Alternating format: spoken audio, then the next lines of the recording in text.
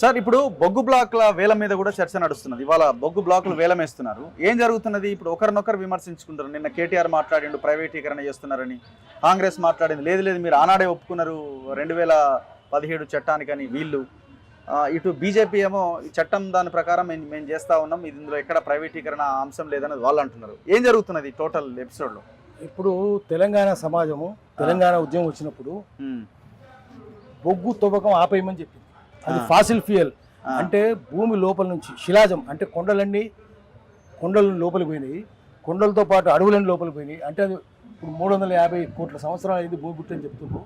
ఎప్పుడో 2-3 కోట్ల సంవత్సరాల ముందు కావచ్చు భూకంపాలు వచ్చి లోపలికి పోయిండొచ్చు. పోయి ఆ చెట్లు అడవులన్నీ పెద్ద పెద్ద అప్పుడు మనిషి లేనప్పుడు మనిషి పుట్టినప్పుడు 1000 మీటర్లు 2000 మీటర్ల లోతు ఎత్తు చెట్లు ఉండేవి. 2000 మీటర్లు అవన్నీ భూమిలోకి పోయినాయి. పోయినందుకు 1200 మీటర్ల లోతు దాకా బొగ్గు ఉంది. బొగ్గు అంటే అవి లోపలికి పోయి వేడికి బొగ్గుగా మారిపోయినాయి. సో అవి తీస్తవుతున్నారు. పెట్రోల్ డీజిల్ కూడా శిలాజ వనరులే, ఫాసిల్ ఫ్యూయల్ అంటారు. అది తవ్వొద్దు అని చెప్తున్నారు. ఎందుకంటే ఇప్పటికే క్లైమేట్ చేంజ్ వచ్చింది, భయంకరంగా వాతావరణం మారిపోయింది, ఎండ పెరిగిపోయింది. చూసినాం కదా ఢిల్లీలో ఎండ భూతాపానికి 20 మంది చచ్చిపోయారు, రాజస్థాన్లో 60-70 మంది చచ్చిపోయారు. ఎన్నడూ లేదు ఇట్లా జరిగేది. ప్రపంచవ్యాప్తంగా మనుషులు చచ్చిపోతున్నారు, సముద్రాన్ని పొంగుతున్నాయి, వేడికి పొంగి రేవుపట్నాన్ని మునిగిపోయే పరిస్థితి వచ్చింది. ఈ సమయంలో బొగ్గు తగలబెట్టొద్దు అని చెప్తున్నారు ప్రపంచవ్యాప్తంగా పర్యావరణవేత్తలు. ఆయన తగలబెడతామంటున్నారు. ఇది ఎట్లా తగలబెడతారు? మీరు తగలబెట్టే పద్ధతి ఉండాలి కదా. రేపు 2050 నాటికే భూమి మునిగిపోద్ది అని చెప్తున్నారు, రేవుపట్నాన్ని మునిగిపోతాయి అని చెప్తున్నారు. అట్లా ఉన్నప్పుడు మీరు బొగ్గు ఉత్పత్తి ఆపేయాలి, బొగ్గు తగలబెట్టడం కూడా ఆపేయాలి, థర్మల్ స్టేషన్స్ ఆపేయాలి. ఇప్పటికీ ఆస్ట్రేలియాలో ఆపేసారు, అమెరికా చేస్తలేదు, కానీ అమెరికా రేపు చేయాల్సి వస్తుంది. అట్లాంటప్పుడు బొగ్గు ఉత్పత్తి ఎందుకు కేంద్ర ప్రభుత్వాన్ని అడగాలి. ప్యారిస్ అగ్రిమెంట్ లో సంతకం పెట్టింది భారతదేశం, సిగ్నేటరీ. ప్యారిస్ అగ్రిమెంట్ లో ఏంటంటే ఫాసిల్ ఫ్యూయల్స్ తవ్వము, వాటిని తగలబెట్టము, థర్మల్ విద్యుత్ శక్తి ఉత్పత్తి చేయము, సహజమైంది అంటే గాలి ద్వారా విండ్ పవర్ కానీ సోలార్ పవర్ కానీ చేస్తామని చెప్పింది.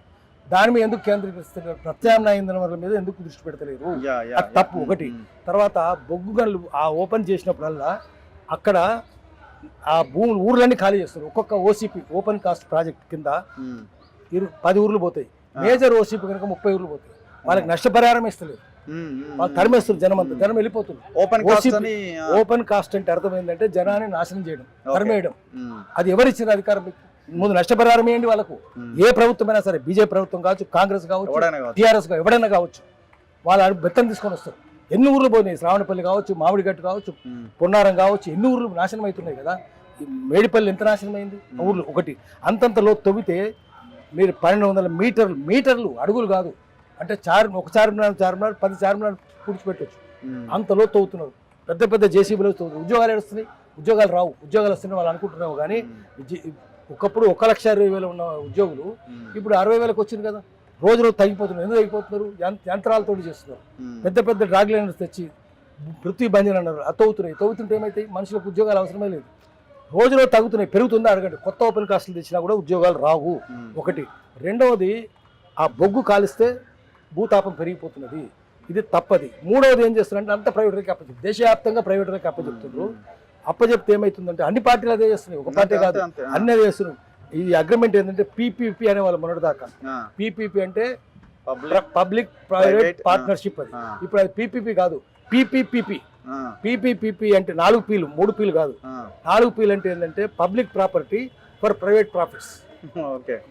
ప్రజల సొమ్మే. పబ్లిక్ అంటే ప్రభుత్వం అని కాదు, ప్రజలదే కదా. ప్రభుత్వం ఏముంది?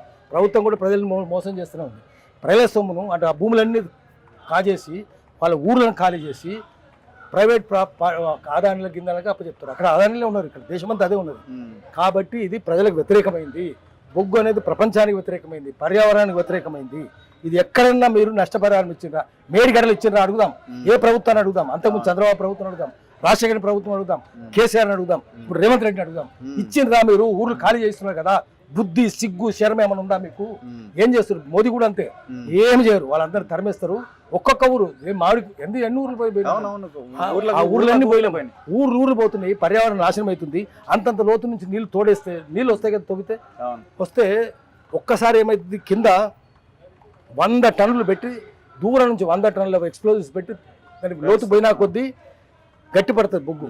కాబట్టి పేలిస్తే ఏమవుతుందంటే భూమిని కంపించి చుట్టుపక్కల గ్రామాల ఇల్లు గోడలన్నీ నెర్రలు పడుతున్నాయి. ఉండలేని పరిస్థితి ఏర్పడుతుంది. పాములు తేళ్ళు వస్తుంది లోపలికి. ఒకటి, నీళ్ళని తోడేస్తే ఆ నీళ్ళని గోదావరిలో పెడితే గోదావరి కలుషితం అయిపోతుంది. ఓకే. తర్వాత అంతంతలో తవ్వితే చుట్టుపక్కల 30-40 కిలోమీటర్ల ప్రాంతంలో ఎక్కడ భూగర్భ జలాలు లేవు, అడిగట్టిపోయింది. తోడేస్తున్నారు కదా, లేవు. ఈ బొగ్గు ఇంత ప్రమాదకరంగా ఉన్నది, అక్కడ నష్టపరిహారం కూడా లేదు. పర్యావరణ వేసింది విధ్వంసం. ఆ కొండలు ఓవర్ బర్డెన్ అంటారు, అంటే 20 మీటర్ల దాకా మట్టే ఉంటుంది. ఆ మట్టిని తోడి కొండలు వేస్తే అదంతా గాలికి లేచిపోయి మనుషులు పీల్చి సిలికాసిస్ వ్యాధి వస్తుంది. ఓకే. తర్వాత అది పొలాల మీద పడితే వంట ఉత్పత్తి ఆగిపోతున్నది. ఇంత ఓపెన్ కాస్ట్లు బొగ్గు గనులు ప్రపంచానికి, పర్యావరణానికి, ప్రజలకు నష్టము, పేదోనికే నష్టము. ముఖ్యంగా ఓపెన్ కాస్ట్లో ఏమైతుందో ఒక్కొక్కరిని ఎమ్మెల్యేని ఎంపీ నుంచి గల్లాబట్టి ఈడ్చుకొచ్చి చెప్పండి. ఇక్కడ భూములు నష్టపరిహారం ఇచ్చిండ్రా మీరు? ఒక్కొక్క ఊర్లో 10 ఊర్లు 20 ఊర్లు నాశనం చేశారు కదా, నష్టపరిహారం ఒక్కని కానీ ఇచ్చిండా? ఎవరు పోతాడు? ఆఖరికి దళితుడే పోతాడు, అక్కడ పేదోడే పోతాడు, గౌన్లోళ్ళు పోతారు, కుమ్మరోళ్ళు పోతారు, కమ్మరోళ్ళు పోతారు, పసులు కాసుకుంటూ పోతారు. కరీంనగర్ జిల్లాలో ఏమైంది? ఆదిలాబాద్ జిల్లా మొత్తం నాశనం అయింది కదా. సిగ్గు శరం ఉందా వీళ్ళకు చెప్పేటోళ్ళకు? ఒక్క రాజకీయ పార్టీ అనేది మాట్లాడుతుందా? అందరు దొంగలే ఉన్నప్పుడు ప్రజల సమస్యలు ఎవరు మాట్లాడు, పేదోని సమస్యలు ఎవరు మాట్లాడు, పర్యావరణం గురించి ఎవరు మాట్లాడు. అందుకని ప్రజలే లూటీ చేస్తుంటే మనం లాఠీ లేపాలి. గొప్ప కార్యక్రమంగా చేస్తున్నారు కదా దీన్ని. మొత్తం ఇది హైదరాబాద్ లో మేము స్టార్ట్ చేసినాం ఈసారి. దేశంలో ఎక్కడ కాదు, మనం హైదరాబాద్ నుంచి 21 వేస్తున్నారు. మన శ్రావణపల్లి కూడా వేస్తున్నారు. అదే అంటే అసలు ఇంకోటి ఏంటంటే పర్యావరణం ఏంటంటే ఇప్పుడు 9 ఏళ్ళ నుంచి జరగలేదు. దీన్ని గొప్ప కార్యక్రమంగా చెప్పే ప్రయత్నం జరుగుతున్నది. అదే తప్పు. ఏమంటే మీరు వేదాంత కంపెనీకి ఇచ్చిన ఛత్తీస్గఢ్ లో ఇస్తే ఐరన్ ఓర్ తీసేస్తే ఐరన్ ఓర్ పోయి మొత్తం షాకిరి నది, డాకిరి నది కలుషితం అయితే ఆదివాసులకు ఏం చేయాలని అర్థం కాదు, గుర్తుకోలేకు. అదే దేవత కోపం వచ్చింది, కళ్ళెర్ర చేసింది, రక్తం పారుతుంది. ఏం చేయాలంటే పెళ్లి కాని యువకులు దాన్ని బలి కావాలి. 75 మంది బలి అయ్యారు. ఏమైంది? ఆగనే లేదు. నీళ్ళు తాగలేకపోతున్నారు, మనుషులు తాగలేకపోతున్నారు, పశువులు తాగలేకపోతున్నారు. మొక్కలకేస్తే ఐరన్ ఓర్ కదా, అది చచ్చిపోతున్నాయి.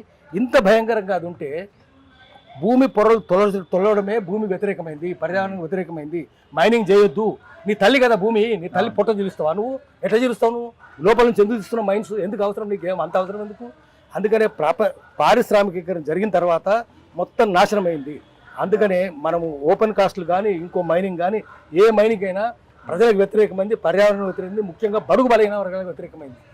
అందుకని ఈ మైనింగ్ అంతా ఆపేయాలి. మైన్ మాఫియానే mine mafia, wine mafia, sand mafia, land మాఫియాలే చేస్తారు. అన్ని పార్టీల దగ్గర కలిసే ఉంటాయి. ముందు కొట్టుకున్నట్టు చేస్తారు, లోపలందరూ కలిసే ఉంటారు. అంతే. Right sir, thank you very much. ఇది పాషం యాదగిరి సార్తో ఇంటర్వ్యూ. చూస్తూనే ఉండండి మన తొలి వెలుగు.